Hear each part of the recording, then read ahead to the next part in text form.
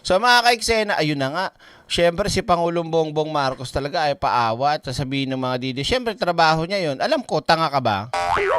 Ang ibig ko sabihin, bukod sa alam nating trabaho niya yon, talagang nakikita mo yung mama, talagang tuloy-tuloy sa trabaho. Pwede namang hindi na siya maglalabas-labas kagaya ni Digong, di ba? Huwag mo ikumpara direct si Digong kasi tumitira ng fentanyl, saka itinatago yung karamdaman ng matanda. Di ba? Kaya laging lang nandun sa nakaganto lang. Tapos panay ang marijuana ni Digong. Di ba? Aminado siya dun eh. Para makatulog daw si Digong. Di ba? Nagmamariwana daw siya para makatulog, para sarap daw, para daw siya nasa langit. Sabi niya, di ba? O ngayon, si Pangulong Bongbong Marcos nga mga kaiksena, grabe. Kinilabutan ako kanina dito nung napanood ko. Grabe yung pag-welcome kay Pangulong Bongbong Marcos. Parang naalala ko na naman yung campaign na talagang pag dumadating si Pangulong Bongbong Marcos, no? Ito mga kaiksena, pakita ko sa inyo. Ito. Talagang sabi ko, grabe. Tsaka, si Pangulong Bongbong, alam mo, hindi naman si Pangulong Bongbong Marcos DepEd Secretary. 'Di ba? Pero dinaig niya pa yung DepEd Secretary. With due respect kay Sec Angara, no? Kumbaga nung panahon ni Sara mukhang tanga.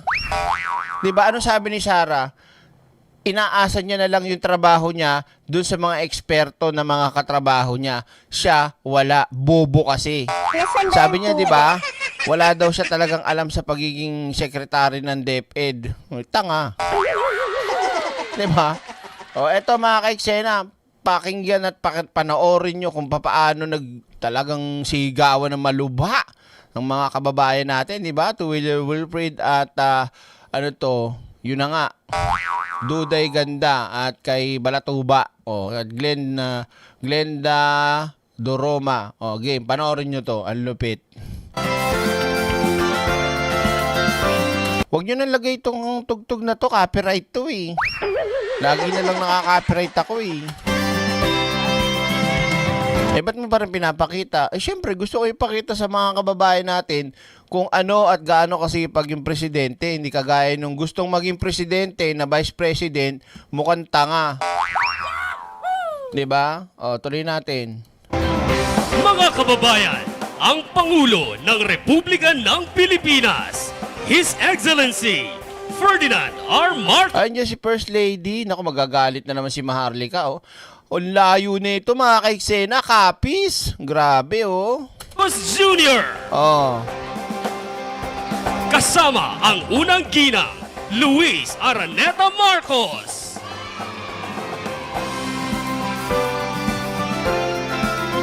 Ano ba meron dyan, Direk? Meron lang naman pong mass oath-taking para sa mga newly promoted teachers and school heads of Western Visayas. Kay Sara walang ganyan. Ang ginagawa lang ni Sara sa DepEd, nagbibigay ng sobre dun sa mga tao para pirmahan at ma-withdraw niya yung pera ng DepEd at mabulsa. 'Di ba? Pero ito, kitang-kita nyo naman, kaya yung mga loyalista dyan, be proud, and I also proud. Kahit hindi ako loyalista, proud ako, ang galing. Oh. Ayan na, oh. Pagpasok. Ayan na, oh. Si Pangulong Bongbong Marcos lang ang gumawa ng ganito sa ating mga guro, sa ating mga school teachers, di ba?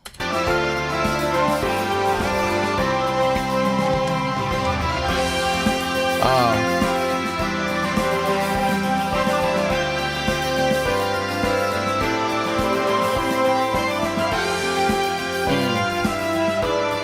Kita mo naman, lahat ang daming vlogger.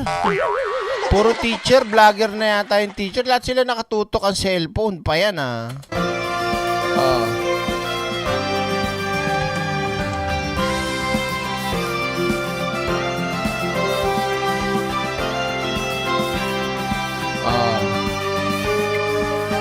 Ang dami, oh, grabe.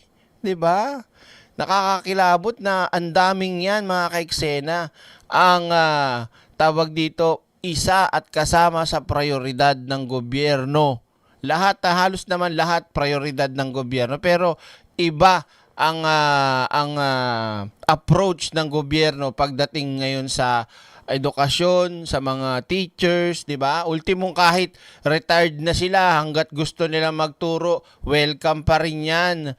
Bibigyan ng chance at pinopromote pa.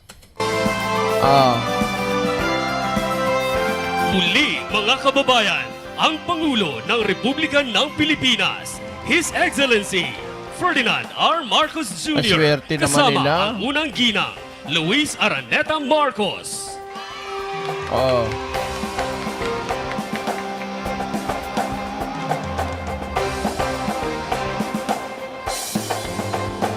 Grabe, oh. Ang swerte nyo, ma'am. Kasi kayo nakamayan nyo. Ako nasa harapan ko na hindi ko magawang kamayan, eh.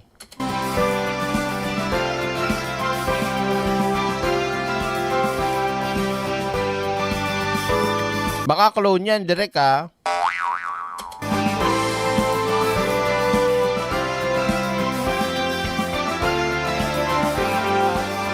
Alam, yung iba natin kasi mga kababayan, minsan, masyadong, tawag dito, masyadong nag-e-expect, eh. Pagka kasi ganyan sa karaming tao niyan, minsan 'di ba may lumalapit tas hindi nakakamayang kagad or hindi nangingitian o natatanguan, yung iba sumasama loob, sabihin suplado, kesyo ganito. Hindi kasi pwedeng bawat isa ganun, halimbawa kung ngingiti. Ganun. Siyempre hangga't makakaya niyang ma-accommodate ng mabilis. Kasi hindi pwedeng bumabad yan ng matagal sa isang lugar. Lalo na't kung tulad niya, may banta pa sa buhay, di ba? Swerte naman.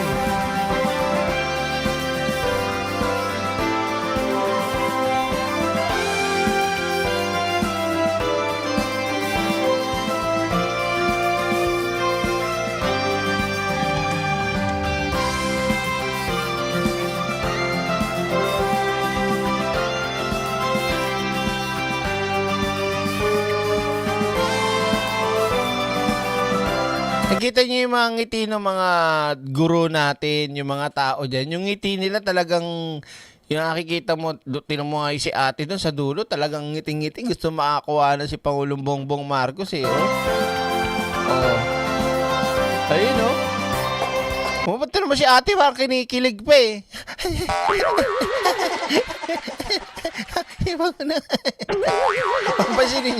Pansinin niyo yun, nandun nasa dulo, ayun, oh. Hindi ko maturo, eh. Kita ba yung mouse ko? Ito. Pansinin niyo to, ulitin ko konti. Yan. Pagdating ni Pangulong Bongbong Marcos inyo, grabe talagang gusto yung, sumulot. Sumingit, lang mo. Yan na. Hindi ko makita. Bibidyo ko, ngiti-ngiti siya, oh. Ay, si Pangulong. Ayun na. Ay, BBM, tumingin ka dito. Pero, gusto niya pumunta sa... Ay! Asan ba? Ay! Asan na?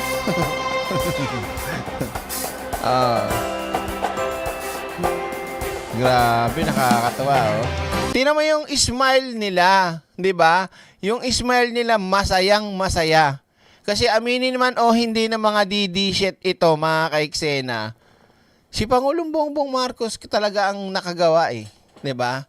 Tsaka, yung saya ng mga guro na ma-promote sa tagal nila, yung mga benepisyo na tagal nilang inaantay, di ba, yung allowance para sa materials na nung si Sara ang naupo, ninakaw pa. Di ba? Tingnan mo yung ngiti, natural. Tingnan mo mga ngiti ng ating mga guro, oh. Di ba? Kita nyo? Grabe.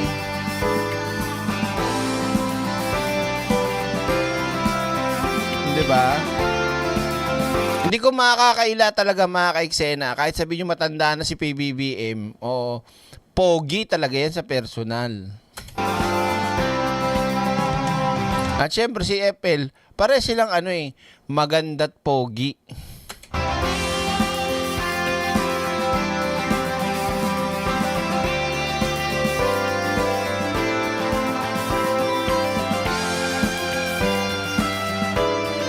ba?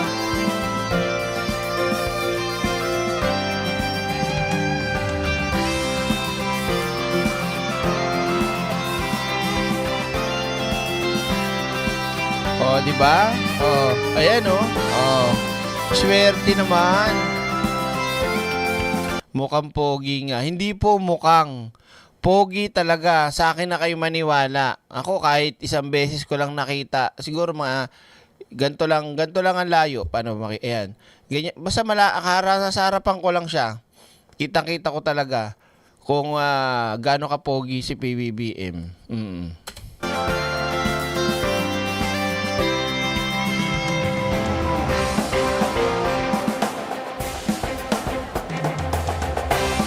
Sabi ni Landicho, Virginia, kahit anong panahon ni President Ferdinand Marcos Senior, alagang-alaga niya ang mga teachers. Di ba? Kaya nga tatak Marcos talaga.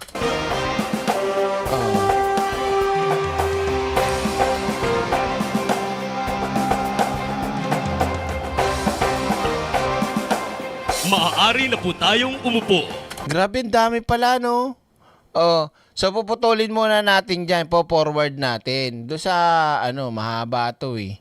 Yan, wait lang pagpakilala kay Pangulong Bongbong Marcos. Tapos, saka tayo pupunta kay Inday Sayad o kay Man Scarpio. Ang haba Haba ng Ito to. Ayan, nanunumpa sila. Dito tayo. Yan. Alit po sa akin. Muli, taus-pusong pasasalamat sa ating mga guro at leader ng mga paaralan to deliver his message without further ado. Our keynote speaker, the person responsible for all these landmark promotions these past few years, no less than the President of the Republic of the Philippines, Ferdinand R. Marcos Jr.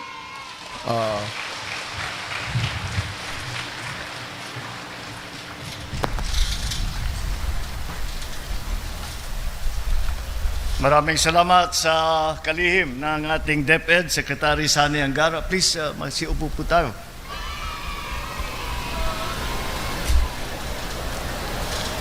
Capiz 1st District Representative Howard Ginto and the other honorable members of the House of Representatives, our good friend and former Secretary Mar Rojas II, Roy. Capiz Provincial Governor Fred Castro, and the other governors who are here present. May dadagdag lang ako, Mang Fred, happy birthday. Baka hindi niyo po alam, ay birthday ngayon ni Governor Fred Castro. The Rojas City Mayor Ronnie Dadivas, of course, those who did all the work to make this a success, all of the people from DepEd, the officials, and the employees. Ano daw? Sigurado, maraming DDS dyan na teachers. Pero, kita nyo naman, di ba? Ngayon, kung DDS ka na teacher, isipin nyo, sinabi na pa mismo yan ni Sec Angara, na ang responsible at ang utak ng lahat ng nangyayaring ito sa mga guro, walang iba kundi si Pangulong Bongbong Marcos. So, papaano kung ikaw, kung DDS ka na teacher, pero wala yun kay Pangulo. Basta ang malaga, yung kanyang nais na gawing tulong sa lahat ng mga guro ay mangyari. And the guests of honor, ang tunay na guests of honor dito sa ating programa ngayon, ang ating mga teacher at mga school head of Western Visayas. At babatiin ko rin ang aking First Lady Luis Araneta Marcos. Nung sinabi ko sa kanya na pupunta ako dito because mag-swear in ang 8,000 na mga teacher at saka mga school head, ay sabi niya, dapat sasama ako dahil unang-una, teacher din ako. Ang Lisa has been teaching since 1995. So more than 30 years na, 31 years na nagtuturo ang aking First Lady. At siguro, ako swerte kasi ako sa pamilya ko, napapaligiran ako ng teacher. Ang lola ko, on my father's side, Lola Sepa, primary school teacher. Ang mother ko, ganun din, primary school teacher. Ang mga auntie ko, mga pinsan ko, marami sa kanila ang naging teacher.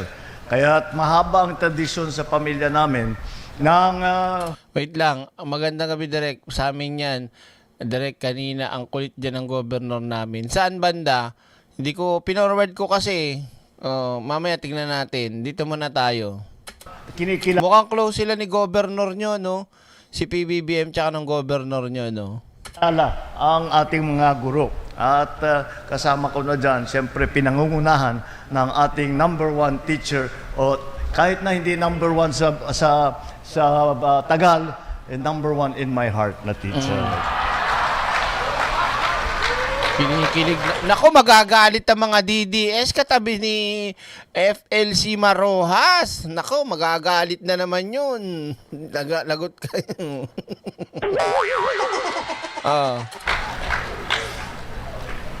Hindi ko sinasabi yun dahil may atraso ako. Talagang I mean it. Aking mga kasamahan sa pamahalaan, distinguished guests, ladies and gentlemen, good morning, maayong adlaw sa inyo tanan. Maraming salamat sa napakainit na pagtanggap ninyo sa amin. Noong huling bisita ko rito, nag-abot kami ng tulong sa ating mga kababayan na kapisnon. Ang galing 'di ba?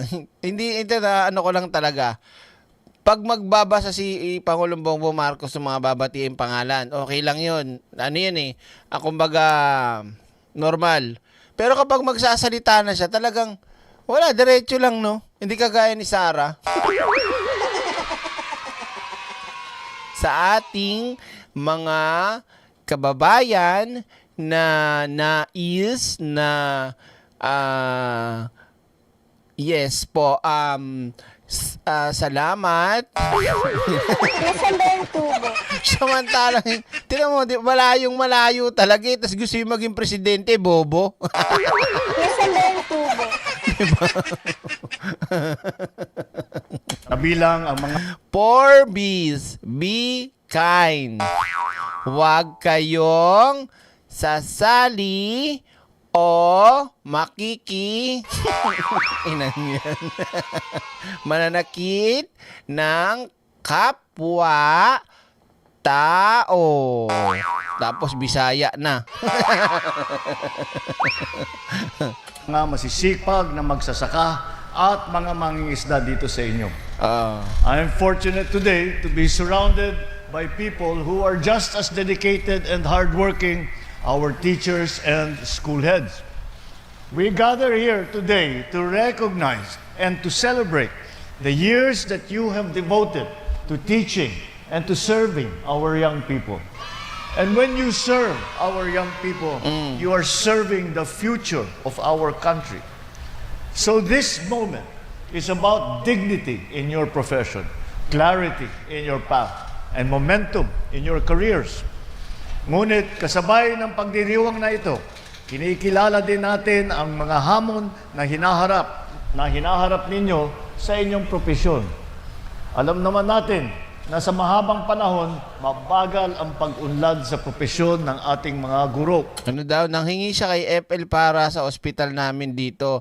Ang kulit nga, tawa kami ng tawa, pati si PBBM tawa ng tawa dyan. Kami daw, pinakamalaki ospital. 12 na plano hanggang ngayon wala pa din. Bakit?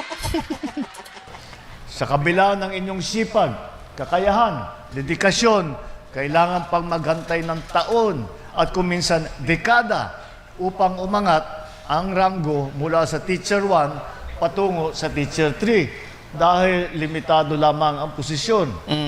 Unfortunately, some teachers were forced to leave the classroom and the profession that they chose with passion. Because when the progress takes too long and the opportunities are scarce, the system is not fair. And that is what this administration immediately recognized that it had to be changed, so we took action to address it. One of the many recent efforts we have implemented is the expanded career progression system. This system defines clear career lines and offers two distinct pathways: classroom teaching and school administration. Whether you remain in the classroom or you take leadership roles in school management, that choice is now up to you. It is your choice. Mas pinalawak ang inyong oportunidad sa pag-angat ng akma sa inyong kakayahan at piniling trabaho. Hindi na kailangan antayin ang tamang pagkakataon dahil ngayon ang sistema na mismo ang magbubukas ng pinto para sa inyo. Just as you have guided your students to grow, this system supports you and your growth as professionals. Sumula noong Agosto 2025 hanggang ngayon, halos 80,000 teacher, 79,230 teacher at school head sa buong bansa ay na-promote na sa ilalim nitong ECP system. Dami, ang galing ano?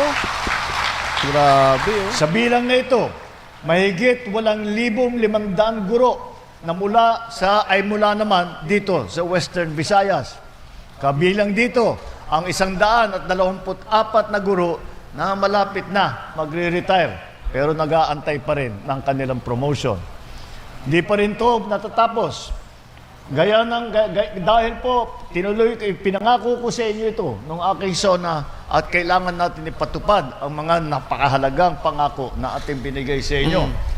Kaya sinabi ko, hindi na tayo papayag na merong guro na magre-retire ng Teacher 1 dahil hindi naman talaga tama yun.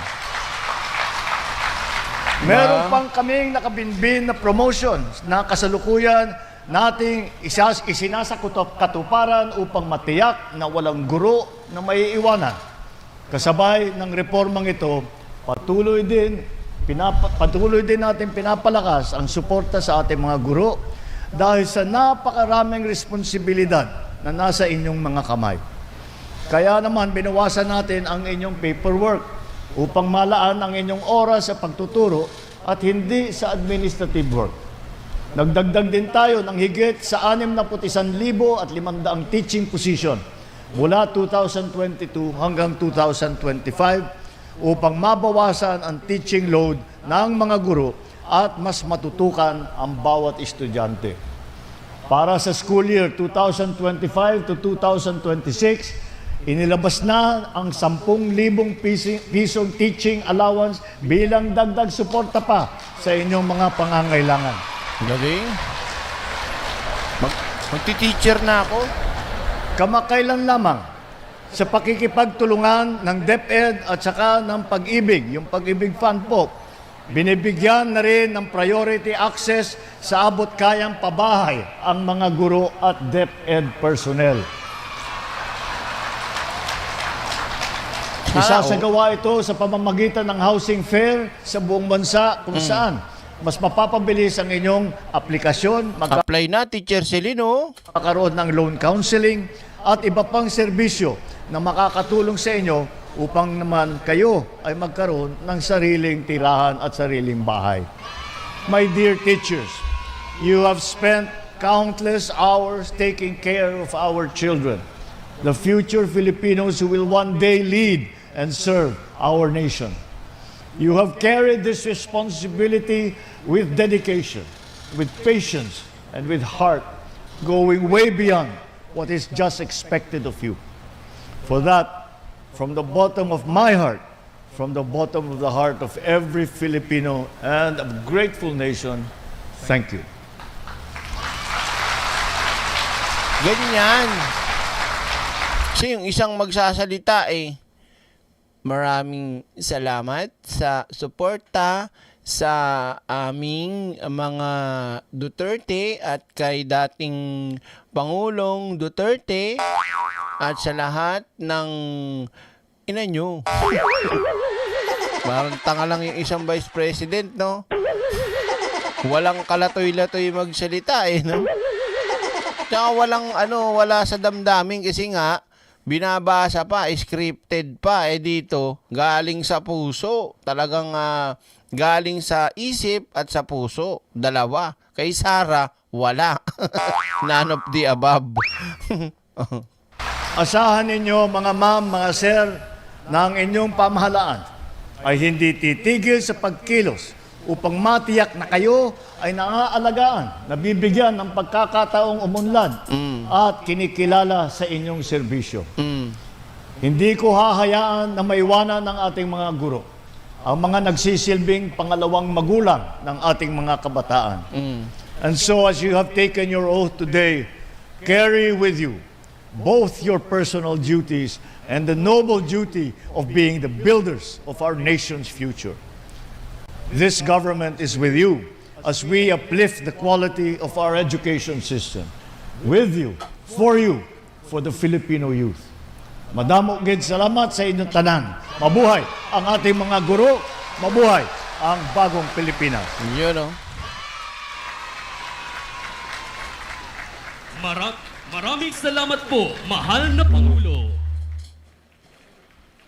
Sige nga, pakinggan nga natin yung yung governor nyo. Ang haba kasi ng speech ng governor nyo yata, Sino mo, ang haba, Ilang minuto? 4, 5, 6. Parang kulang 1 oras, charot. Eto, si Mang Fred. Sige, Mang Fred. Eto mga kaiksena yung sinasabi ko sa inyo nakakakilabot na ng mga kababayan natin at mga guro. Pakinggan nyo to. Tayo, Ba't tumatayo? Ano kayang meron? Ano yan meron?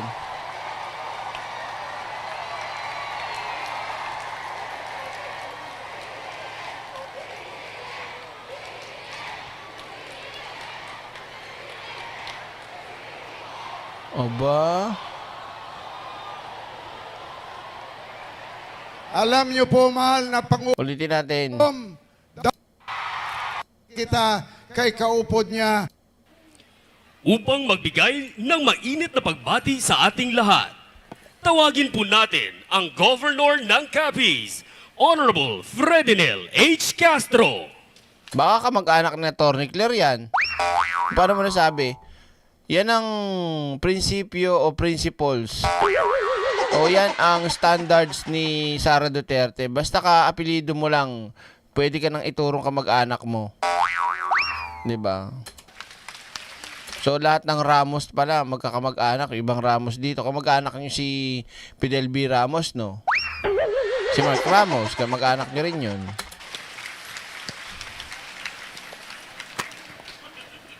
Ay, naamoy ko. Mike test. Yes, Mike. Sa tanan nga ari diri karon ang pagtilipon ngayon hindi lamang one way nga ang aton presidente o ang kita nga mga maestra ang hatagan kalipay.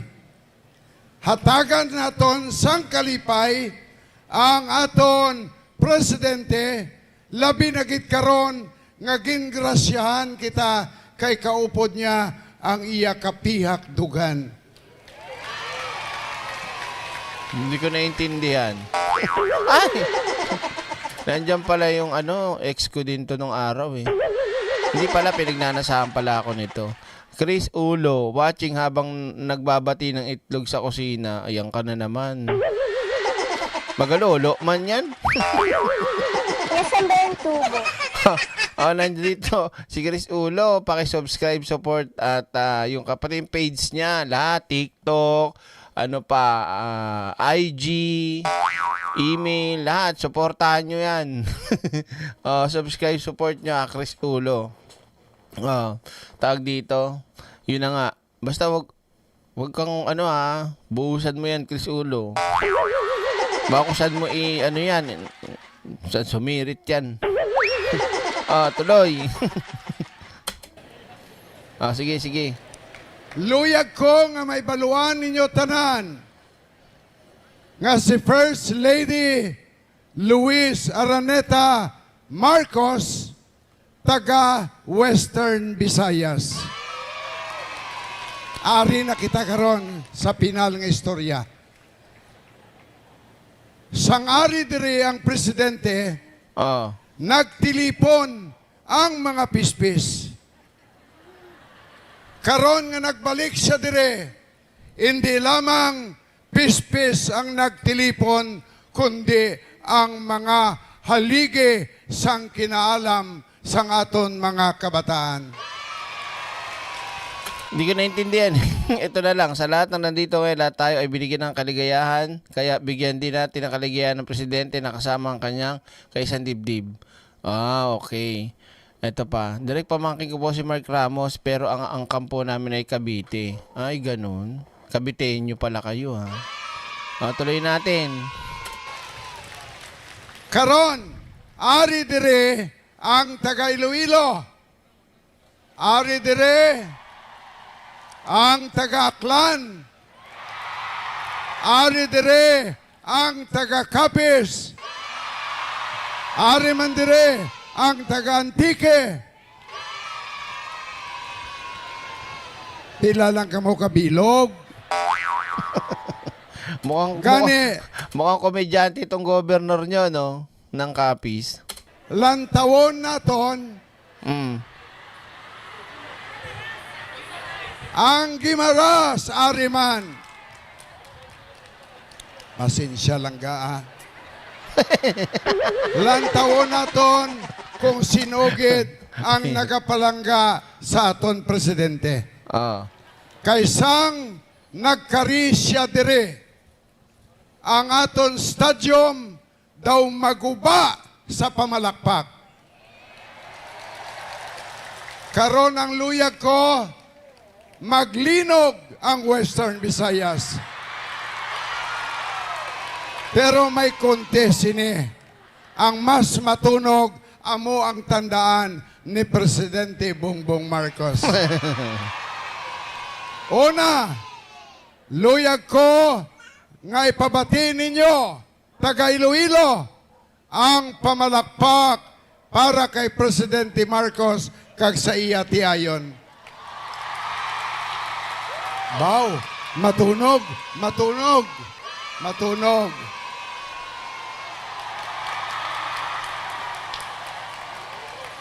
Ginoong Presidente, ayaw magpatalo ng taga Iloilo. Ba? Pero titignan natin kung ano ang mangyayari sa susunod. Ang mga taga-Aklan. Ba? Dumadagundong, ah. Ayun, may patayo pa, oh. Ba?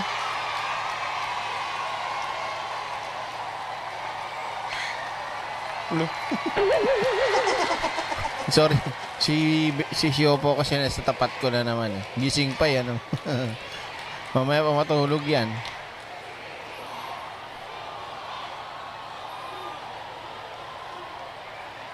Alam niyo po, mahal na Pangulo, nung pagtawag ko sa mga guro na taga-Aklan, tumayo si former Governor Joven Miraflores at ang kanyang anak na si Governor Joen Miraflores. Alam niyo po kung bakit tinatakot nila ang mga taga-Aklan. Ang pangatlo, nga mga linte kamo, ha? Na magbibigay pugay sa At ito yung yung Ilonggo, no? Si Team Tarty, ganito, di ba? Ganyan yung, di ba? Ganyan yun, di ba? Oo. na magbibigay pugay sa ating Pangulo at sa kanyang kapiyak-dugan ang mga taga-Capiz.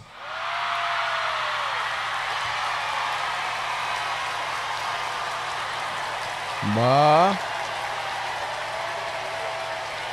Dami, no? Ang dami eskwelahan pala dyan, ano? Ang dami teacher, eh.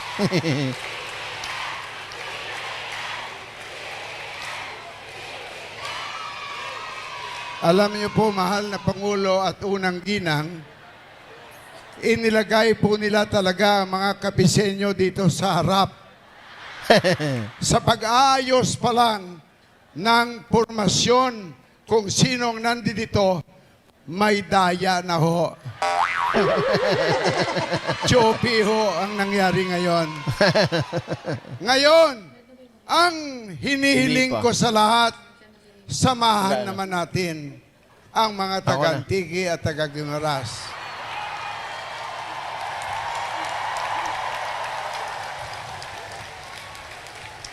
Hinal na palakpak na.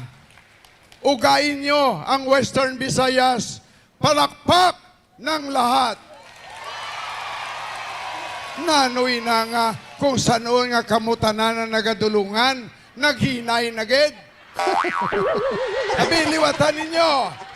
1. Kamo dira, upod kamo di.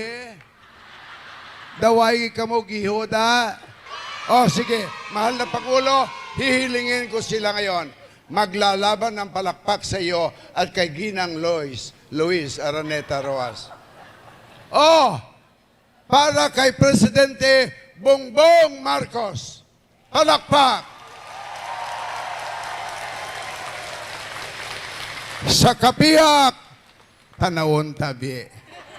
Kaya man kamo nga mga babae, bias kamo eh. Lantaon naton para kay First Lady Luis Araneta. Mas malakas ah. Huwag pagkani ko katapos, nagpalakpak na mo. Nadula ang Marcos nga apelido. Okay. Gani sa inyo tanan, nga mga maestra kag maestro, ano to?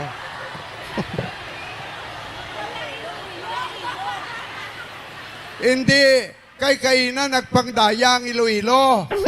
Karon dayaon taman ka mo. Ibutang ko sa ulihigid, agutong nga matunog, ang palakpak niya. Kahit hindi ko naiintindihan gaano pero nakakatawa tong governor na to eh. May sense of humor din siya, komedyante, parang ako din. Nasaan ba yung tubo? Binuwat yung bangko. Iloilo! Palakpak! Sinisilip ako ni Siopaw oh.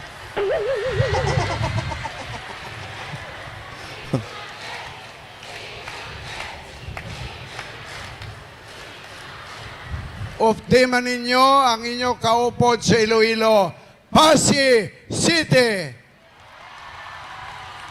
Ano pa? Alam niyo po, mahal na Pangulo, ang pagtitipon na ito, May mihirit pa.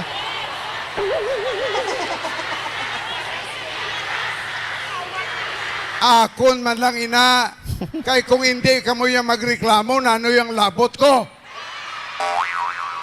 Gimaras!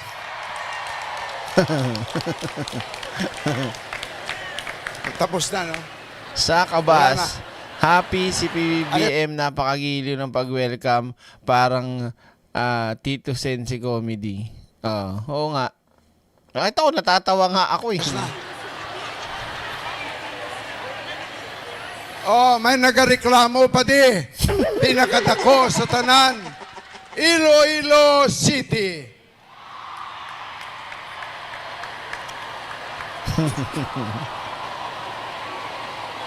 Okay, tilawan ko kitabi ang abilidad ninyo. Mga kapisnon, magpamati ka mo. Taga-Aklan, nagatulok sa inyo ang inyong gobernador. Taga Iloilo, nagatulok kami tanan sa inyo. Taga Antique, jutay ka mo pero ofdan namon ka mo. Jutay ka. Taga Guimaras, aride ang nagabantay sa akon. Hindi ka mo malimtan. Iloilo City, lantawon ta ang abilidad ninyo. Ang palakpak tuya, mahinay lang to kada syudad, kada probinsya. Meron siyang similarity sa salita ng Bicolano.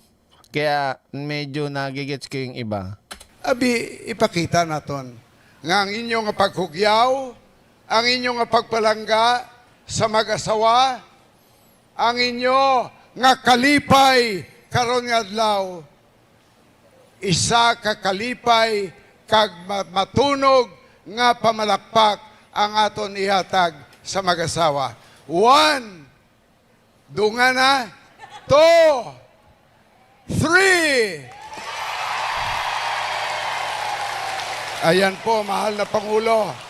Hindi po magsasawa yung mga yan. Kaya lang po, kayo lang po ang magsasawa dito. Sanay na ako si Senator Rojas dito. Dahil kung walang palakpak ako ang hinahanap ni mami niya.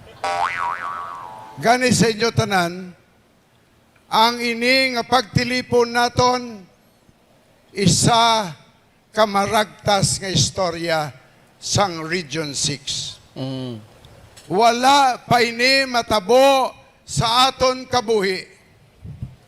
Kung wala magpresidente si President Bongbong Marcos. Gapalakpak mo, mahinay man. Tutuhin nyo, be. Tama ba? Sabi niya, parang sa buong istorya ng lugar ng Capiz, kung hindi pa naging presidente si Pangulong Bongbong Marcos, kaya na may pumalakpak eh, di ba? Naawa tuloy.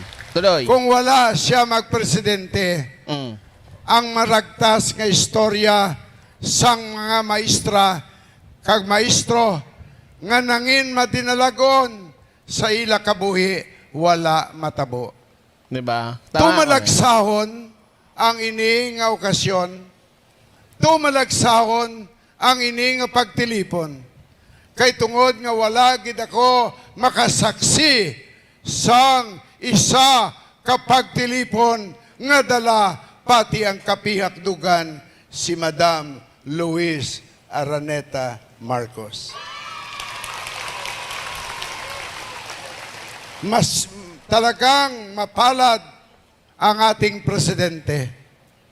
Mapalad sapagkat iginuhi ng tadhana na siya ay maging Pangulo ng Pilipinas. At hindi lamang yon, iginuhit din ng tadhana na mabigyan siya ng may bahay na magmamahal sa kanya. Totoo yan. Totoo yan. At alam nyo, ang ating unang ginang ay nakikilala ngayon na siya ang ina ng kalusugan ng ating bansa. Sa kadami ng kanyang ospital na tinulungan, siya ay nangin ina rin ngayon ng edukasyon dahil sa kanyang mga programa na ibinigay sa buong Pilipinas. Siya ay ina ng edukasyon at Kalusugan. ating kalusugan. Pero ginang First Lady, meron lang po kayong nakakalimutan. Hindi ko alam, hindi ako naniniwala na nakalimutan nyo ang Kapiso, ang ospital hindi pa tapos.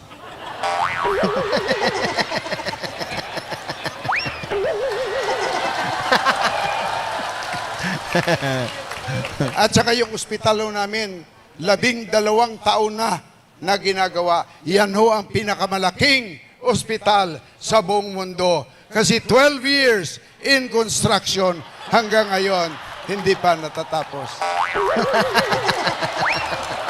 Nasaan ba yung tubo?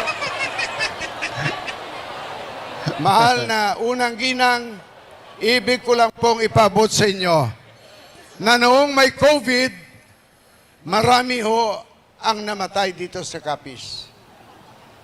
Marami ang naghirap dito sa Capiz.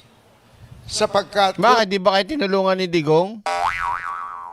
Mamaya natin pag-usapan si Saldi ko. po kami sa doktor at kulang kami sa mga nurses. Pero ngayon ho, ay amin pong ibinabalik ang edukasyon ng nurses at nagtatayo po kami ng medical education dito. At matatayo po yan pag kayo po ay nandyan.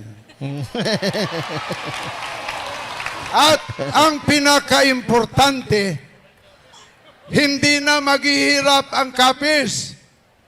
Ganon na rin ang Iloilo. Ganon na rin ang Aklan. Ang lahat na pupunta dito sa Capiz ay magiging maligaya. Alam nyo po, Ginang Marcos, ang Capiz po'y talagang kamangha-mangha. Ang Capiz po'y naiiba sa lahat ng probinsya. Maliban na kami mapagmahal, kaparehas po ng taga Ilocos na kilala ko, kami po dito sa Capiz ay ibang-iba sapagkat pag umuulan, nagbabaha, ang mga sugpo at alimango ay hinuhuli sa kalsada. Hindi na ho sa palaisdaan. Subalit, ako ay hindi bibitiw sa ating Pangulo.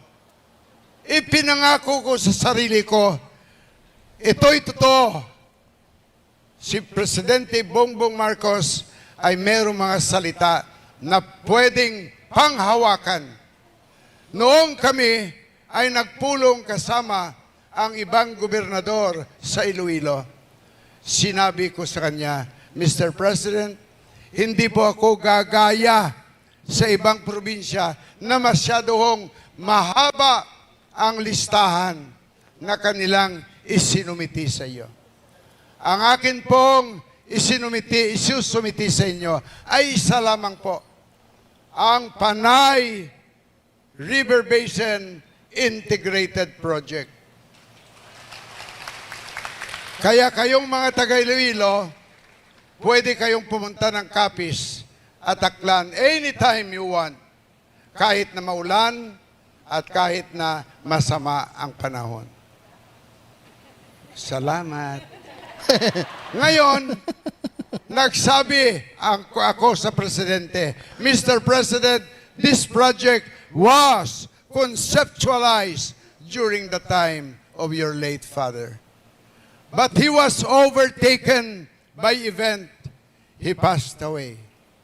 Kaya wala pong parte ng Panay River Basin na naimplementa. Alam nyo kung anong sagot ng Presidente at ito ay pinaniniwalaan ko, ito ay pinanghahawakan ko, ito ay ipinabot ko sa lahat ng Kapiseño. Ang sinabi ng Presidente sa lahat, ang hindi natapos ng aking ama ay tatapusin ng kanyang anak. Lalo pa hong lumakas ang aking loob at lalo pang ipinagsisigawan ko sa lahat. At lalo pang lumakas ang aking paniniwala na hindi kailanman nauga. Ang paniniwalang ang Presidente Bongbong ay siyang sugo ng may kapal. Wala na pong narinig parte sa proyektong ito. Ibig ko nang bumigay, ibig ko nang manawagan sa may kapal na Diyos ko, mukhang mapupurnada po ito. Subalit, mahigpit ang aking kapit. Hindi ako naniniwala na makakalimutan ito ni Presidente Marcos. Kaya ang hulog ng langit ay dumating noong isang gabi. Inanunsyo sa lahat ng balita na ang Western Visayas ay maraming proyekto at binasa ni Undersecretary Claire Castro na ang Panay River Basin ay isa sa mga proyekto na isusulong ng ating Pangulo. Gani sa inyo tanan, ginapangayo ko. Patihin ninyo ang atong Presidente. Wala kami at hindi kami, Mr. President, naniniwala sa mga fake news. Hindi po kami naniniwala sa mga sabi-sabi sa daan. Hindi po kami naniniwala sa lahat ng paninira sa iyo. Dahil sa bawat paninira sa iyo ay pagsira sa sarili nila. Kami po ay kakapit sa iyo. kami po ay hahawak sa iyo. Hanggang kailan ang paniniwala namin ay pag-aari ninyo. Gani ang aton presidente, kagayatiayon, sa uli nga kay gayunan, inyo hatagan sang pamalakpak nga matunog. And now, ladies and gentlemen, madiretso na kita sa pinakakarni sang aton nga programa. Sa inyo tanan, mga taga-Western Visayas, basi magabot ang tama nga kay gayunan, ayaw gin ninyo pagpaslawi ining mag-asawa. Basi kagton nyo ang siko ninyo kung magsala kamo. Proteksyonan, patihon, panindugan sang sini nga mag-asawa. Kay ako, bisan nagaisa na lang ako sa kalibutan, ang akon tagipusoon sa aton mangyapon, Mr. and Mrs. President and First Lady Bongbong Marcos and Luis Araneta Marcos. Karon na ang oras sang pagsumpa ninyo. Pero dalon ninyo sa pagpanumpa ninyo. Hindi lamang ang posisyon nga inyo naagom tungod sa programa nga ginpirmahan, kagin aprubahan ni Presidente Marcos. Dalon nyo sa inyo pangamuyo nga hatagan sang maayo kag mapawa nga buwas damlag, maayo kag mapawa nga direksyon, maayo kag mapawa nga karsada ang alagyan sang administrasyon ni Presidente Bongbong Marcos. Ladies and gentlemen, I give to you the President of the Republic of the Philippines, Ferdinand Marcos Jr. Maraming salamat po, Governor Castro. Ngayon naman, So napanood naman natin kanina, kakatina natin dyan. Maraming salamat ang Pilibustera at BMB Admin Eduardo. Direk, paano kung si Sara mag-speech? Alam mo na. Wait lang, may babasahin lang ako. Ano to? Binabanatan ni BMT ang admin ni PBBM Direk. Naka-live ngayon, sabi niya, aaminin daw. Ano to? Sino ba yung BMT? Sino yung BMT? Sa ano to? Sabi niya, aaminin na daw niya na nakatakas si Saldico kasi kaysa nagpapalusot pa. Saka na muna natin yan intindihin niyang kay Saldico. Wala, dito muna tayo mag-focus. Pero hindi ko kilala yung sinasabi mong BMT. Well, anyway, maraming salamat sa Governor ng Capiz kasi talagang magaling din magsalita. At saka komedyante. Halika na mga kaiksena, puntahan na natin yung topic natin at mamaya na yung good news. Dito muna tayo. Maraming salamat Mr. President. Talaga naman, nakita nyo mga kaiksena. Nakita nyo kung paano ang mainit na pagtanggap. Ano to?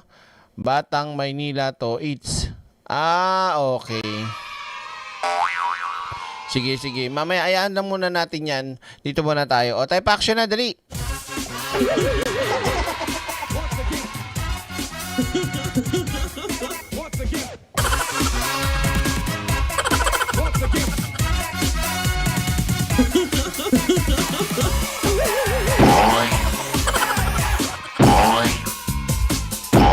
Ngayon naman, mga kaiksena, ito na nga.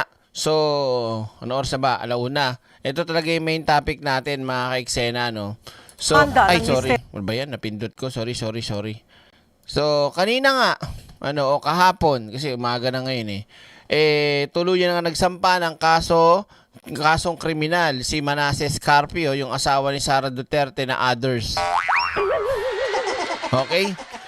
At tingnan natin, mga kaiksena, kung ano ba ang mga karagdagan, may karagdagan bang kinasuhan, may mensahe ba at gaano kaseryoso itong kampo ng asawa ni Sara Duterte o talagang ito ay diversionary tactic lang na para mailihis ang atensyon sa impeachment at gumawa ng paraan para mahinto ang impeachment. Ito na. Let's go sa go. Idinemanda ng mister ni Vice President Sara Duterte na si Attorney Mans Carpio ang ilang opisyal dahil sa pagsasapubliko ng kanilang bank transactions sa impeachment hearing sa Kamara. Take note mga kaiksena, abogado di ba yan si Carpio? Ano kaya ni Carpio si Justice di ba? Retired Justice Supreme Court kineme-eme si Carpio din. Magkamag-anak kaya sila? Paglabag daw ito sa kanyang karapatan bilang pribadong mamamayan. Nasa Pribado? Teka lang. Asawa mo, Vice President. Ngayon, kung Vice President asawa mo, kasal kayo, anong tawag dun sa ari-arian na meron kayong dalawa? So kung ano yung kay Sara, sa'yo din. At kung ano yung sa'yo, kay Sara din. Nasaan ba yung tubo? Abogado ba talaga to mga inan to? Tanga no? Sa frontline ng balitang yan, si Camille Samonte. Personal na nagpunta sa Quezon City Prosecutor's Office ang asawa ni Vice President Sara Duterte na si Attorney Manasseh Carpio. Inireklamo niya ng paglabag sa Bank Secrecy Law, Breach of Information Security and Confidentiality ng Anti-Money Laundering Act at Data Privacy Act. Sina Bangko Sentral ng Pilipinas Governor Eli Remolona Jr. at Anti-Money Laundering Council Executive Director Ronel Buenaventura. Dawit din sa reklamo si House Justice Committee Chairman Jervil Luistro, House Deputy Minority Leader Laila De Lima at Akbayan Party List Representatives Shel Jokno at Percy Sandanya. Sa impeachment hearing nitong nakaraang linggo, isiniwalat ng AMLAC na may 6.7 billion pesos na kahina-hinalang transaksyon. Di ba? Di ba, mga kaiksena? Na konektado umano sa mag-asawa sa loob ng halos 2 dekada. Hindi raw ito nagtutugma sa nakadeklara sa Statement of Assets, Liabilities and Net Worth o SALN ni VP Sara. Ayon kay Attorney Peter Danao, Legal Counsel ni Carpio, hindi sila obligadong sagutin ang mga aligasyon ng House Justice Committee dahil hindi naman kasama ang kanilang kliyente sa impeachment proceeding. Ang tanga. Nasaan ba yung tubo? Di ba lahat, simplihan na lang natin. Wag na lang natin kunyari dahil sa impeachment, wag na natin doon tignan. Simple lang naman, di ba? Kapag merong isang kaso na makakatulong, makapagresolba, maging testimonya, maging ebidensya, ang kahit na na makakapagtukoy sa isang krimen. Di ba? Pwede yan. Asawa ka pa. At isa sa makikitang partisipasyon mo, yung pagiging asawa mo. Hindi ba? Alam nyo, ito makinig kayo yung mga DDS dito yung mga posibleng DDS na makapanood ng video na to. Alam naman namin bobo kayo talaga matagal na Simula na naging Duterte kayo. Alam nyo, binobobo talaga kayo ng mga idol nyo. Hindi nyo ba alam yun? Talagang hindi nila kayo hinahayaang mag-isip. Pinapakain na lang nila kayo ng pinapakain ng basura, ng tae. Mag-isip kayo. Basic na basic lang naman yan, no? Sabihin, bawal. Ano ba si Carpio? Si Mans Carpio ni Sara? Di bali sana kung kung hindi mag-asawa, walang kahit anong ugnayan, tapos madadawit siya, pwede pa. Hindi rin Kung halimbawang kasama nga siya, di ba? Talagang dawit. Huwag ka na magpalusot, Carpio. Nagmumukha kang tanga. Nasaan ba yung tubo? Di ba? Dahil hindi naman kasama ang kanilang kliyente sa impeachment proceeding. Hindi naman po parte ng impeachment si Atty. Carpio. Abogado ka din ba? Di mo ba nababasa, Direk? Attorney Peter Danao, abogado ni Carpio. Ganito na ba kababa ang mentalidad ng mga abogado? May sa bagay, isa natalo pa. Saan? Sa basketball. Nasaan ba yung tubo? Di ba? Oh. Ano to? Ricky P. Dating Duterte ako pero nagising na sa katotohanan. Kailan ka nagising? Oh. Nako. Tuloy tayo. Pinipilit po siya na madawit sa impeachment na pribadong individual. Diba? Sir, ano ba si Carpio? Ni Sara? Kabet? Kirida? Nasaan ba yung tubo? Kirido, ganon? Ba naman yan, ginagago talaga kayo mga didilis na mga amo nyo, mga santo nyo. Nakakaawa sila, no? No? Ba, hindi naman porket may akusasyon ka o meron kang hinanaing sa isang tao, pwede ka nang gumawa ng labag sa batas. Teka, hinanaing? May impeachment laban doon sa asawa. 'Di ba? Tingnan mo yung nangyari kay Defensor. 'Di ba? Asawa niya involved, tsaka anak. O, hindi naman siya sinasama sa kaso, pero iniimbestigahan din siya. Kasi baka posible na meron din siyang partisipasyon. 'Di ba? Na pwedeng magpatibay at tumukoy sa nangyaring illegal na ginawa ng asawa. Naintindihan mo, abogado ka ba talaga? Inunto. Nasabi, transaction yun ni VP Sara, allegedly. Diba? So I think the lawyers of VP Sara, Kasi nga po, ay nakakagago talaga, no? May salin si Sara. Ngayon si Sara may asawa. So sa salin nila, conjugal, di ba? O, na i-declare. O, paano gagawin? Di sa lagay pala, pwede nang gawin nila ni Sara, lahat ng mga kunyari, wag na kunyari. Halimbawa, nilagay ni Sara yung mga ninakaw niya doon sa account ni Carpio. So, safe na si Sara. Kasi hindi pwedeng galawin nyo kay Carpio yun eh. Bawal. Ganun ba kayo katanga para, magpatanga? Hindi, tanga talaga yung mga DD shit. Grabe kayo. Kawawa talaga yung mga naniniwala sa inyo, no? can adequately answer that. And I think they have, no? They have denied it. Itinanggi rin ni Carpio na may lamang bilyong piso ang kanilang bank account. Di rin daw malinaw kung anong mga bank account at kung saan nanggaling ang mga na-flag na transaksyon ng AMLA.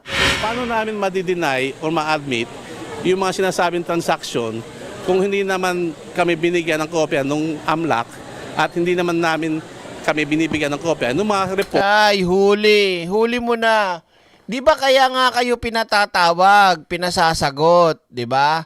Kasi, tamo, halatang halata yung palusot nito eh. Eh di, kayo na ang nakakita at nakajustify na hindi talaga pinakialaman yung mga bank accounts ninyo. Ang sinasabi, red flag.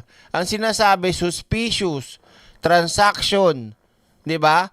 Inflows at outflows. Outflows. Di ba? So, kayo na nakasagot sa sarili nyo na wala, hindi nga nila sa inyo masabi kung ano yung mga bangko na yun. Kasi yun ay galing lang naman sa AMLAC na nireport ni bangko. 'Di ba? Kung anong bank account yun. Oh. Kaya nga kayo ang kailangan humarap doon at sumagot eh. At patunayan yung hindi totoo yun eh.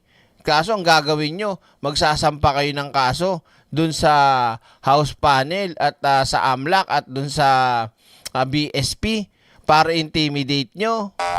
Ganun ba yun?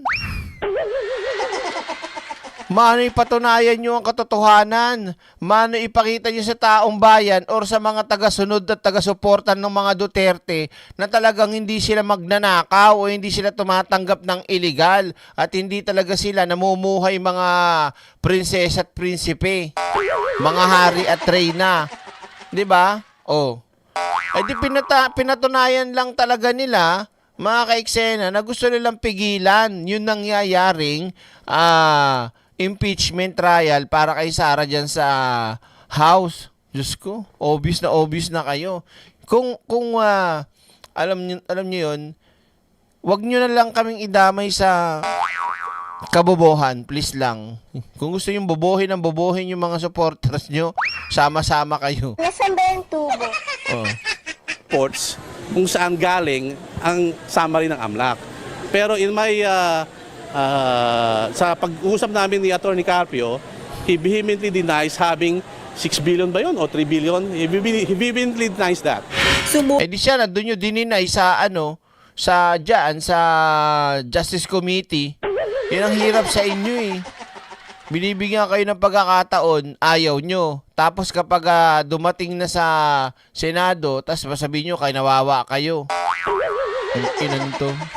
Pulat din daw sila sa AMLAC bago ang pagdinig ng Kamara. Ang AMLAC daw ay ginawa lang para mag-imbestiga sa Money Laundering Act at isiniwalat nila ang impormasyon ng wala pang kasong na isasampa laban sa mag-asawa. Yung AMLA, bawal maglabas ang AMLA ng kahit anong impormasyon. Ngayon, kung gusto lang usisain yung mga bank reports, bank information, meron namang paraan sa batas. Diba? Pero ang sinasabi namin, yung AMLA mismo, hindi pwede maglabas ng kahit anumang impormasyon na nakuha nila galing sa mga bangko. Hindi naman nagpaunlak ng panayam ang Mr. ni VP Kita mo? Yan ba yung abogado, mga kaiksena? Ampaw! Itong si Carpio. Walang kwenta. Abogado pero hindi kayo sumagot. Yung abogado, ipinasa na yung sagot para sa abogado din. Siya na nga yung abogado, hindi niya kaya sumagot. Bobo lang. Bayan, parehas nga kayo. Bagay talaga kayo ni Sara Duterte. Oo. Sara. Bago nito, dumepensa na rin ang legal team ni VP Sara Duterte tungkol sa pag-ungkat sa kanilang yaman. Posible raw na pinagsama-sama mga transaksyon ito sa loob ng ilang taon kaya lumobo at hindi rin daw ito illegal. Nagbabalita mula sa Frontline, Camille Samonte, News 5. Gusto ko sanang sagutin na eh.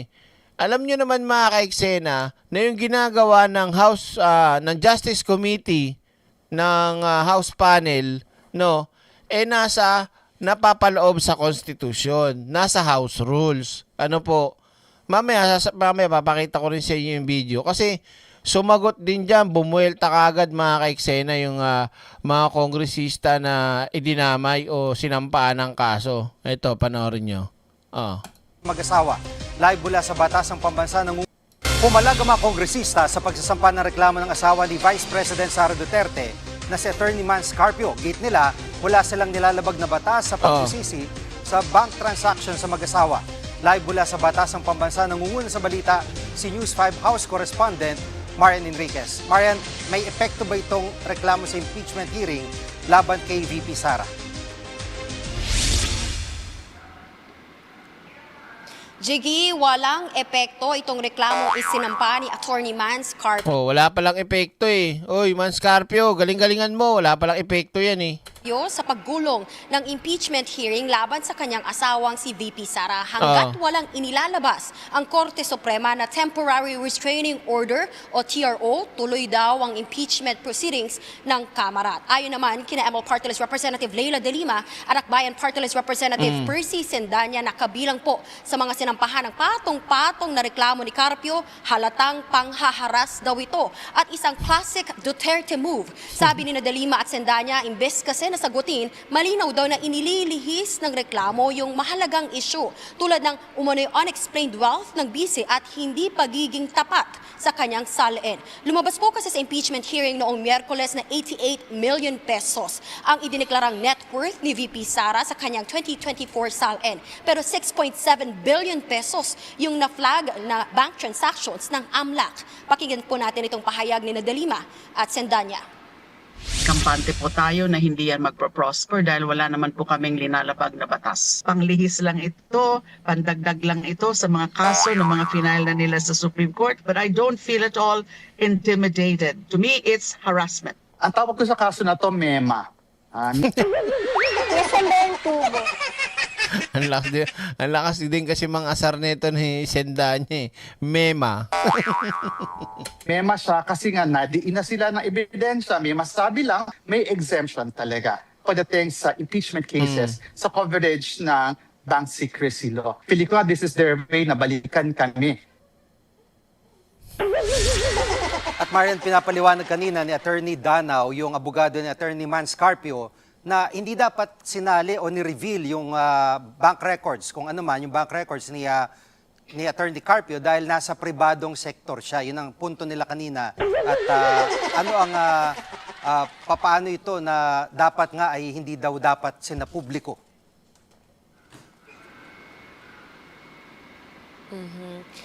Bago nga yan, bukod kina De Lima at Sendanya, naharap din sa reklamo sina House Justice Committee Chairperson Jervy Luistro at Akbayan Party List Representative Shell Jokno. Anila malinaw daw na exempted sa bank secrecy law ang anumang impeachment case. Narito po yung pahayag ni Congressman Jokno. Ang binigay sa amin na kapangyarihan ay mismo galing sa ating konstitusyon na mag-conduct ng hearing at mismo sa rules ng House ay meron tayong power to compel production of documents and witnesses. Jiggy, ayon pa nga kay Congressman Jokno at Congresswoman De Lima, bagamat si VP Sara lamang impeachable official, pero asawa po niya si Attorney Mans Carpio. Ibig po sabihin, konjugal yung kanila pong mga pag-aari, kaya dapat daw po tignan din yung kanyang mga ari-arian. At sabi pa nga ni Luistro, nakasaad po sa bank secrecy law na ang impeachment ay hindi saklaw ang confidentiality of bank deposits. Dagdag pa niya, tila pag-amin ng sinampang reklamo na totoo yung AMLAC reports. Nakatuon daw po kasi itong demanda sa teknikalidad ng paglalabas ng dokumento at hindi po pinabubulaanan yung nilalaman ng AMLAC reports. Nanindigan din si Luistro na naayon sa konstitusyon at mga patakaran sa Kamara ang pagtalakay sa report ng AMLAC lalo na sa usapin ng impeachment. Jiggy. At may sagot na ba yung AMLAC o BSP dito sa reklamo ni Attorney Carpio? Hindi mo nila kailangan sumagot kung tutuusin. Kung ako ba't magpapalawan Jiggy, sa mga wala hindot pa raw na yan? natatanggap na kopya ng reklamo itong BSP pero handa raw silang sumagot dito sa tamang forum. Iginit din po nila na patuloy yung ginagampanan nila nga ng BSP at ng AMLAC yung kanilang tungkulin ng naayon sa batas. At Jiggy, sa Miyerkules nga po, April 29, muling gugulong ang impeachment hearing laban sa bise para naman talakayin ang aligasyon ng grave threats o Hindi kasi malinaw talaga dito mga kaiksena na ang gusto nilang bulagin, ang gusto nilang utuin dito ay yung mga supporters nila. Oo, kung tutuusin mga kaiksena, nararamdaman nyo naman siguro, nababawasan ng mga DDS. Yung mga naniniwala, may mga nababawas na. Yun na lang mga panatiko talaga na siguro may nakikinabang ng malaki at kumbaga mas may kaugnayan sa mga Duterte ang nakakapit pa. Pero kung tutuusin, wala, humihina na tong mga to. 'Di ba? Obvious naman kasi mga kaiksena eh. Kayo ba naniniwala kayo? 'Di ba hindi? Kasi paano hindi ka maniniwala diyan? Kitang-kita naman natin kung ano yung totoo eh. Sino lang bang maniniwala diyan? Hindi yung mga bulag. 'Di ba? Oh. yung pagbabanta ni VP Sara sa buhay ni na Pangulong Bongbong Marcos. Yan muna ang latest. Dito sa Kamara, balik sa Jiggy. Yan ang ulat ni Marian Enriquez live mula sa Batasang Pambansa. So malinaw na malinaw mga kaiksena na intimidation, harassment at tawag dito diversionary tactic at syempre para bulahin lang yung kanilang mga uto-utong followers. O dito naman, tingnan natin sa GMA na balita. Nagsampa ng reklamo ang asawa ni Vice President Sara Duterte laban sa mga illegal umanong naglabas ng bank record nila mag-asawa sa impeachment proceedings sa Kamara. Inihain niya ito sa Quezon City Prosecutor's Office. Nakatutok si Jonathan Andal. Mismong si Second Gentleman Attorney Manasseh Carpio, asawa ni Vice President Sara Duterte, ang humarap sa media para ipakita ang isinampa niyang reklamo. Ba't mukhang parang mukhang bading, no? Parang mukhang mamas boy, no? Ano lang yun, impression ko lang sa kanya. Huwag magpatiyar o si Lustay sa SC or si Sara Court. Hindi nga ganito nga mga kaiksena, dalawa sila. Eto, nagsasampa na si Sara din, nagsampa ng kaso, di ba? Na para pigilan yung impeachment niya. Diyos ko, Sino pa bang maniniwala? Diyan, di sila lang.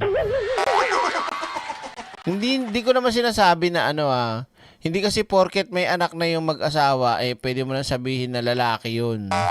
Malay mo, siya, dual SIM. Nasaan ba yung tubo? Kasi pag tinitignan ko si diba nakapost, tinititigan ko siya sa mata, kahit sabihin mong video record na lang yan, may iba akong nararamdaman.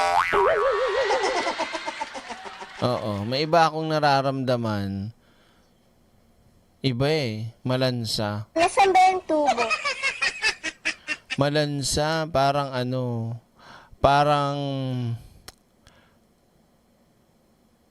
parang tag dito, parang hito.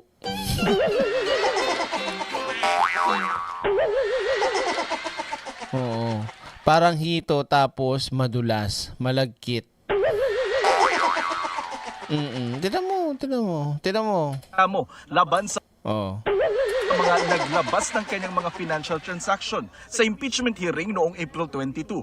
Pero Siyempre, pwede namang umacting na matigas, na ganyan, lalaki, may anak kami, ganyan, pero pag sila na magkasama, halimbawa sila na lang, no?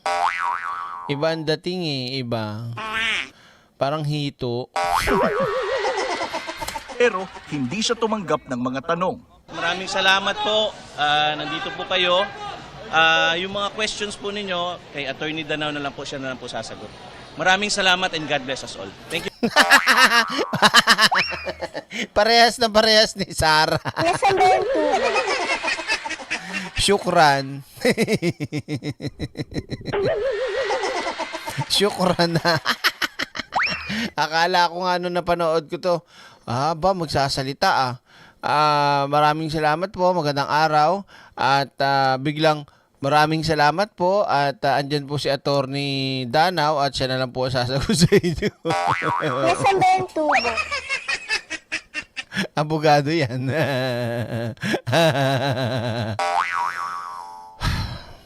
Thank you po. Inirereklamo ni Carpio sina Bangko Sentral Governor Eli Remolona, AMLAC Executive Director Ronel Buenaventura at mga kongresista ng House Justice Committee na sina Jervy Luistro, Percival Sendanya, Shel Jokno at Leila de Lima. Ang alegasyon ni Carpio, nilabag ng mga nabanggit na opisyal ang Bank Secrecy Law, AMLA o Anti-Money Laundering Act at ang Data Privacy Act nang illegal umanong ilabas ang AMLAC report ng kanyang mga bank transaction. Iginigit ni Carpio ang Section 8 ng AMLA na nakasaad na ang AMLAC at sekretariat nito ay dapat protektahan ang mga impormasyong kanilang natanggap o na proseso at hindi dapat ilabas sa anumang paraan. Kung gusto lang usisain yung mga bank reports, bank information, meron namang paraan sa batas. Diba? Pero ang sinasabi namin, yung AMLA mismo, hindi pwede maglabas ng kahit anumang impormasyon na nakuha nila galing sa mga bangko. Pero giit ni House Justice Committee Chair Representative Jervy Luistro, hindi naman bank records ang inilabas kundi AMLAC report. Ang nire-report po ng AMLAC is not bank account. Ang inire-report po ng AMLAC are covered transactions and suspicious transactions aligned to the mandate of the Anti-Money Laundering Act. Ang coverage ng bank secrecy are banks and bank records and Hello po, Ma'am Baby Nunez. Maraming salamat po. government and bank employees and officials. We did not subpoena them. Exempted rin daw ang impeachment proceedings kaya wala silang nilabag na batas. Sabi naman ni De Lima, ang pagsasampa ng reklamo ni Carpio ay pag-amin na mayroong kahina-hinalang bilyong-bilyong pisong halaga ng bank transactions na inireport ng AMLAC sa impeachment hearing. Bagay na itinanggi ng abogado ni Carpio. Sa pag-uusap namin ni Attorney Carpio, he vehemently denies having 6 billion ba yun o 3 billion? He vehemently denies that. Git ng kampo ni Carpio, bakit ito isinasama sa impeachment proceedings gayong pribadong individual naman ito? Si Attorney Carpio, hindi naman siya politiko. Bakit kailangan mo pang usisahin ng tax returns niya? Kakahiya ka? Buisit kang abogado ka. Abogado ka pa man din. Parang hindi mo alam kung ano yung tinatawag na conjugal. Gusto mo, conjuring kita dyan At saka mga kanyang mga bank transactions, di ba? It's a fishing expedition. Well, Nasaan ba yung tubo? Pare-parehas ng script. It's a fishing expedition. Oh my God! Oh my God! Oh my goodness! Ano ba? Ganun na ba talaga kayo mga abogado ng mga Duterte? 'Di ba? Fishing expedition. Diyos ko, nakakahiya naman kayo. Halatang-halata mo yung mga nila, no? Mga linyahan, script nila, 'di ba? Mga litanya, iisa lang sila talaga. Fishing expedition daw. Sumagot kayo doon, pumunta kayo doon. Puro kayo ganyan, 'di ba? Kung talagang gusto nyo matapos na yan at talagang mapatunayan nyo wala kang kasalanan, pumunta na kayo sa House Committee on Justice, 'di ba? Wag nyo na lang paabutin ng Senado. Bakit ba gusto nilang paabutin ng Senado? Kasi doon may chance sila na baka makakuha ng boto. Halimbawa kasi mayroon daw mangyayaring na namang parang kudita o Regodon, 'di ba? Sheila Acacio, hi, direct pabati naman ng happy birthday ang mahal kong Iman Billion. Ay, sana all may mahal. Bakit nga ba mahal kita? Sorry, minamalat ako eh. Next time kantahan kita ng golden voice ko. Happy birthday kay Iman Villanueva. Iman, ang swerte mo ayusin mo. Nasaktan kita. Happy birthday. Painom ka na, Iman. Mula kay Sheila Acacio. Grabe buti ka pa, mahal niya. Mahal mo ba? Charot. Tuloy tayo. Sa sobrang dami nilang hinuling isda, fishing na yan. Tuloy natin. Fishing daw, sabi ni Sir. Sa politiko. Bakit kailangan mo pang usisahin ng tax returns niya at saka kanyang mga bank transactions, di ba? It's a fishing expedition. Well, huli, no? He is married to the Vice President. Their properties are communal in nature. So there should be every reason to look into the properties of both spouses. Kino-question naman ni Jokno at Didima kung bakit sila ang sinampahan ng reklamo, gayong buong komite naman ang bumoto para ilabas ang AMLAC report. How can we be singled out as individuals when ang nag-action doon sa subpoena, hindi naman kami bilang mga mismong representante, kundi yung buong Committee on Justice. Sila po yung nag-udyok na ilabas.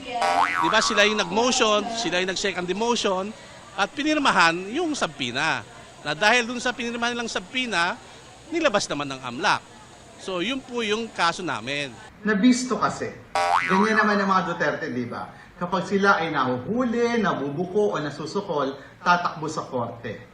Sabi naman ng Bangko Sentral, sasagutin ng BSP Governor ang reklamo ni Carpio sa tamang forum kapag nakakuha na sila ng kopya nito. Pero iginit nilang ginagawa lang nila at ng AMLAC ang kanilang mandato na naaayon sa batas at due process. Sabi ng kampo ni Carpio, sinubukan pa nilang pigilan ng paglabas ng AMLAC report sa impeachment hearing nang sumulat sila sa AMLAC noong April 16, bago pa maglabas ng subpoena ang Justice Committee, pero walang nangyari. Kinuna namin ang pahayag ang AMLAC pero wala pa silang tugon. Samantala, sabi ni Attorney Peter Danao, ibinasura na ng korte sa Quezon City ang hiling nilang TRO o Temporary Restraining Order laban sa pagsisiwalat sa ITR o Income Tax Returns ni Carpio. Pero inapela na nila yan para subukan pa rin pigilan ang posibilidad na ilabas sa selyadong kahon ang ITR ni Carpio sa Miyerkules. Sa kabila ng reklamo laban sa ilang kongresista, tuloy ang ikatlong impeachment hearing sa Miyerkules. At doon, posible na raw pagbotohan ng Miyerkules magla-live ulit ako niyan Sa akin kayo manood sa Wednesday, okay? Magkita-kita tayo sa Wednesday, lalive ko yung impeachment. Mga miyembro ng Justice Committee kung may probable cause ba o wala ang impeachment complaint laban kay Vice President Sara Duterte. Jonathan Andala, nakatutok, 24 oras. Maliwanag. Tanong, naniniwala ba kayo? Naniniwala ba kayo diyan sa sinampa ni Mans Carpio na magpo-prosper? Hindi yan magpo-prosper. Mabobokyaya, madidismiss yung final ni Man Scarpio. Para sa akin lang kasi kung titignan mo naman talaga, ano sinasabi mo? Mag-asawa yan, 'di ba? Privacy. Tsaka takot na lang ng BSP at ng AMLAC kung talagang mali yung ginawa nila, 'di ba? Kita mo yung isa, yung ITR, dahil alam nila na alanganin yun, hindi talaga nila pinayagan. Ganon din yung AMLAC at saka yung BSP. Alam nilang kung sila ay mapapahamak, hindi nila papayagan yun. Kaso nga, nasa batas naman kasi. Sinundan ang batas. Ngayon, mga ka-eksena, syempre, hindi pa ako tapos. Haba meron pa akong good news. Ito pa, mga ka-eksena, ano pang ginagawa nyo? Mag-type action na kayo. Dali. Tsaka na muna natin pag-usapan yung kay Saldi ko. Huwag nyo munang stressin ang sarili nyo kasi mamaya may sabihin ako tungkol dyan.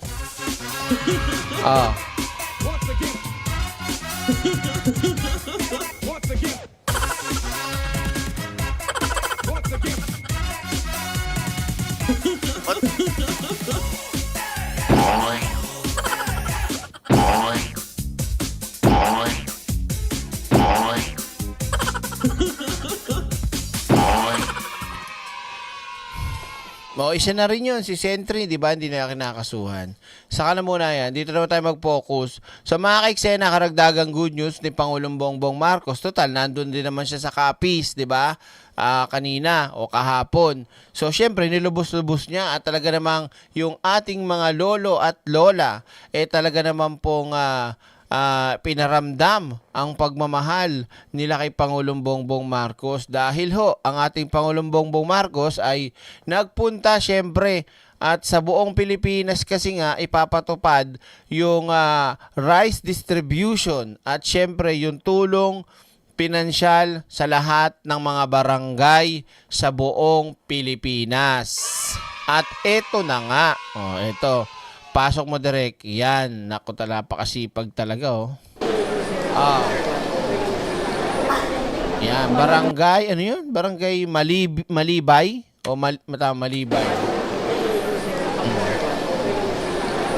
Malibay. Provincial of Capiz.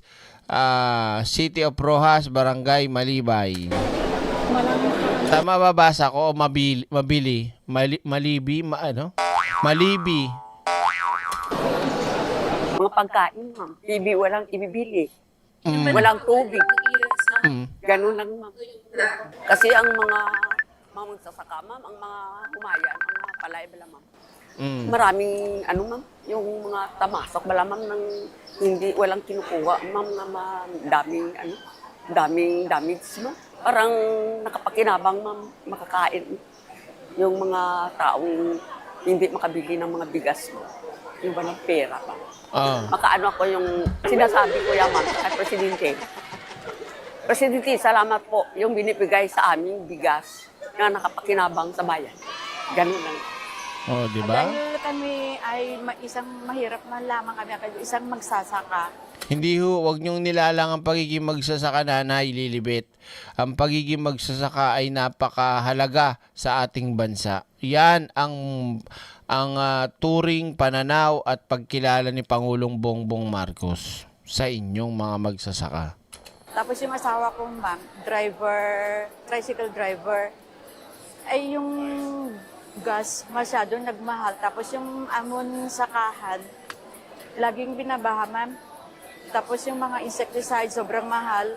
Pagdating ng harvest time, ma'am, yung parang bagsak presyo na yung palay namin. Kaya yung ang problema namin, napakalaking biyaya para sa amin magsasaka. Narinig nyo? Napakalaking biyaya. Dahil si ating President Bongbong Marcos Jr., yung napili niya yung Roa City, lalo na sa barangay namin Milibili, Roa City. Nagpapasalamat ako ng marami sa iyo, President Bongbong Marcos Jr. Maraming salamat at Diyos siyang ngina. President Ferdinand Bongbong!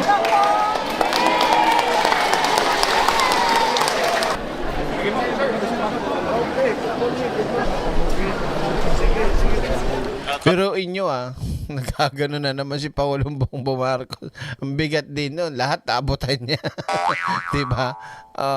Kami nandito para tignan, bantayan ang pag-distribute Kita mga ngiti ng mga lolo't lola natin dyan sa Capiz. nitong sa 10 kilo ng bigas para sa mga alam niyo yung sistema ay ganito, nais namin magbigay ng ganito. At ito, 10 kilos, it will be, magbibigay kami ng 6 times a year, so kada 2 buwan. Kaya po namin ginawa ito dahil siguro ako very impatient ako. Gusto kong mabilis ang takbo ng serbisyo ng pamahalaan. Nababagalan ako kung minsan dahil ang daming kailangan gawin. At siyempre, ang national government hanggang region lang.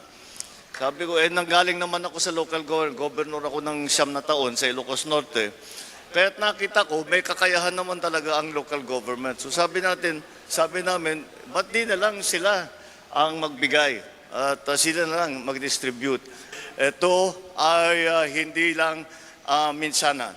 Ito every 2 months, 6 times a year, 6 na beses kada taon. Kahit na wala na yung crisis, na energy crisis, patuloy pa rin ang programa ng pamahalaan para sa inyong mga nangangailangan. Ito po ay isang bahagi pa lang. Meron din po kaming programa para sa mga barabarangay. At lahat ng barangay ay bibigyan namin ng 200,000 piso. Una-una, kami po ay nagpapasalamat sa mahal na Pangulong Presidente Bongbong Marcos Jr. dahil sa inulungsad na programa na Rice Assistance Program sa Bagong Pilipinas kung saan po nakikinabang ang lahat naming mamamayan, lalong-lalo na dito sa Rojas City. Ito po isa ang malaking tugon sa kahirapan, lalo-lalo na nasa krisis tayo at nagpapasalamat kami at sila po very appreciative sa ibinigay na bigas para sa atin. Magtiwala tayo sa ating pamahalaan, sa gobyerno ni President Bongbong Marcos dahil po tayo ay tuloy-tuloy ang bigay ng suporta at ayuda at hindi tayo pinapababayaan. Ito po ay isang patunay na may malasakit sa bawat Pilipino, lalong-lalong na dito sa siyudad ng Rojas. Kita nyo mga kaiksena, ganyan ka busy at talagang kasigla ang ating Pangulo, Ferdinand Bongbong Marcos Jr. Nawa po ay gabayan kayo palagi at maging malusog at syempre laging ingatan sa inyong ginagawa sa pang-araw-araw.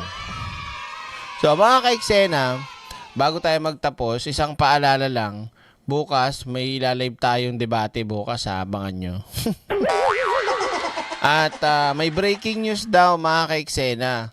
Breaking news patungkol kay Saldico. Ito lang gusto ko sabihin sa inyo. Kahit hindi ko pa napapanood at sinasabi ng ibang nagko-comment dyan, nakatakas na daw o chuchuchu, huwag kayong mag-alala. Ako tingin ko, confidential na ang ginagawa dito. Hindi confidential fund. Tingin ko lang, sabihin na natin na may nangyaring nakatakas, nakakawala, pero hindi magtatagal, magugulat na lang tayo, biglang may sasabihin ng Malacanang o ang gobyerno patungkol dyan. Kasi alam niyo naman sa ibang bansa, pare-parehas lang yan. Kahit sabihin mo pang iba, direct, iba yung Japan, iba yung Amerika. Tanongin ko kayo, may corrupt o wala sa bawat bansa? Hindi nawawala yan. Tandaan nyo. Hindi ko sinasabing corrupt o may nakipagsabuatan doon sa lugar na Czech at ng Prague. Hindi ko sinasabing gano'n, pero malay nyo. Diba?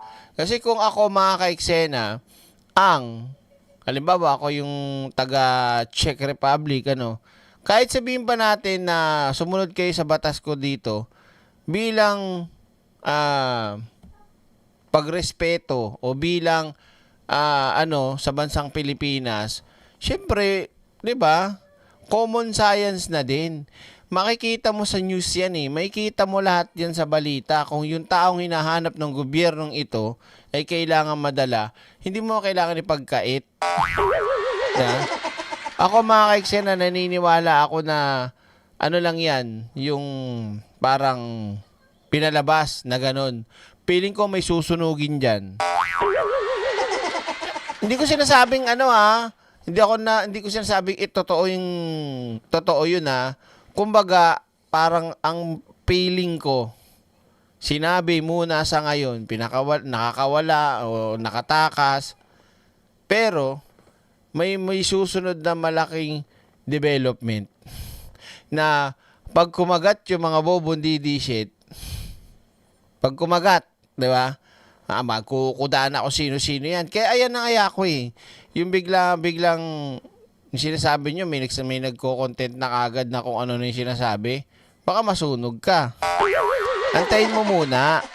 Di ba ka kagad tumirada ng kung ano, hindi mo pa nga alam, di ba? Mainstream media nga, hindi nagmamagaling, eh. Di ba? Di ba, di sana kung ikaw, nandun ka mismo, nandun ka sa Prague, nandun ka sa Czech Republic, reporter ka do, kahit na, nandun ka mismo, di ba? Oh. Basta ako, meron lang akong naiisip na merong masusunog dyan. Oo, yun. So, mga kaiksena, hanggang dito na lang muna kasi gising pa rin si Siopa. Ayun, mag-aalaga na muna tayo ng baby, tsaka nagugutom ako. Gutom ka? O, gutom. Pa-order ka na. So, mga kaiksena, maraming salamat po. At paki-subscribe yung isang channel natin, paki-like yung live stream, paki-share na rin. At yung Facebook page natin, paki-follow. Magkita-kita tayo bukas, magla-live tayo ng isang debate. Tingnan natin kung enjoy. At ano pa ba? Yung sabi ko sa inyong Fremily na YouTube channel, huwag nyo kalimutan na na tag dito, panoorin, i-share at i-like. Tapos mag-comment kayo doon. Mag-comment kayo doon At may hashtag Fremily dapat para yan, wait lang lalagay ko dito yung link sa baba. Yan. Sa mga hindi pa nakakapanood, panoorin nyo tong link na to, mag-subscribe kayo, tapos mag-comment kayo, tapos lagyan nyo ng hashtag Fremily. Ngayon, pagka nagawa nyo na yan, mag-abang lang kayo, magkakaroon ulit tayo ng palaro at mamimigay tayo ng cash prize. Okay? So, hanggat maaari, mag-subscribe kayo. Subscribe po Subscribe, like, comments, tas i-share nyo na rin. Okay?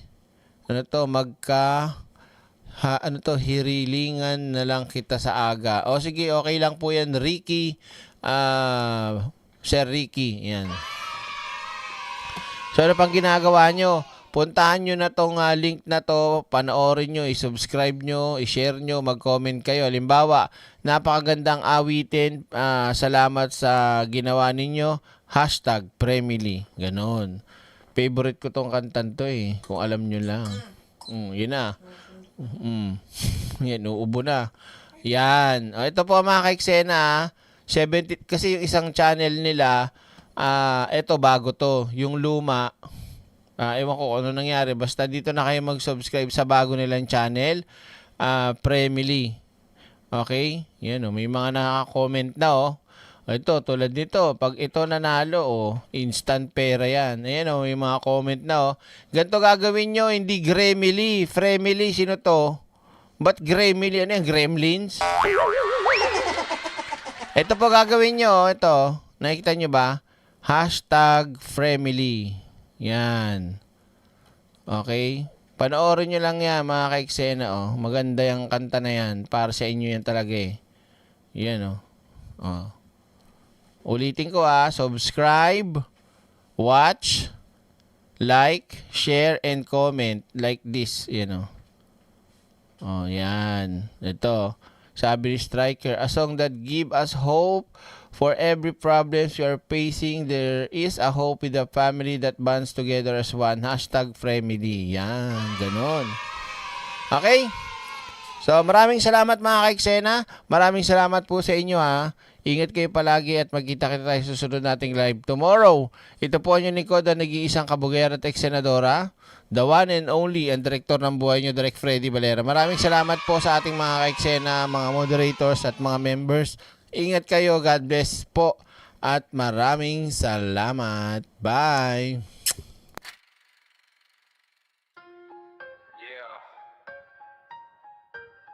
Mic check. Kwento to ng kapangyarihan na naligaw. Yan. Bisero siya, di ko nakikita astang busy lagi. Pero trabaho niya parang laging may delay. Kaban ng bayan, parang nakaw sa gabi. Swipe dito, swipe doon, walang resibo, okay. Habang bayan naghihintay ng aksyon. Siya may pa-interview, may pag-global na eksena. Suit na plantado, salitay is crypto. Pera output, wala, presko lang ang meron. Hindi pawis ang puhunan, kundi exposure. Mas kilala sa camera kaysa sa serbisyo. Busy sa biyahe, hindi sa opisina. Trabaho na pag-iwanan sa pila ng visa. Habang oras ng bayan, unti-unting nauubos. Naglilibot ibang bansa na naman ang focus.